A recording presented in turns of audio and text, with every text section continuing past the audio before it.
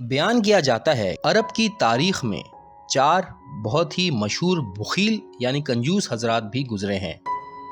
پہلا بخیل یعنی کنجوس جس کا نام تھا حتیہ، اس کے متعلق بیان کیا جاتا ہے کہ ایک دن وہ عصا لے کر گھر کے دروازے پر کھڑا ہوا تھا۔ وہاں سے ایک آدمی گزرا، اس نے کہا، حتیہ آج میں تیرا مہمان ہوں۔ حتیہ نے عصا کی طرف اشارہ کرتے ہوئے کہا، ہاں میں نے یہ مہمانوں کی خدمت کے لیے رکھا ہوا ہے۔ دوسرا بخیل حمید ارقط تھا۔ اس کے متعلق بیان کیا جاتا ہے کہ اس نے ایک دفعہ کچھ لوگوں کو مہمان بنایا اور اس نے ان کو کھجوریں پیش کی۔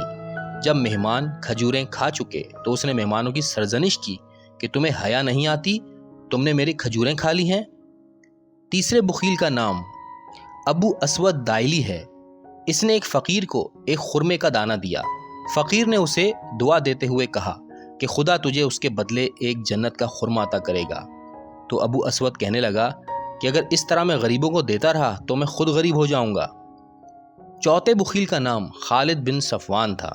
بیان کیا جاتا ہے کہ جب کبھی اس کے ہاتھ کوئی درہم آتا تو وہ بڑے پیار سے درہم سے بات کر کے کہتا، تو آج تک بہت گردش کرتا رہا، لوگوں نے تجھے آرام سے بیٹھنے نہ دیا، پتہ نہیں کتنے ہاتھوں سے ہو کر تو مجھے ملا ہے، اب تیرا سفر ختم ہو گیا، میں تجھے صندوق میں رکھوں گا، وہاں جا کر تو مکمل آرام کرے گا۔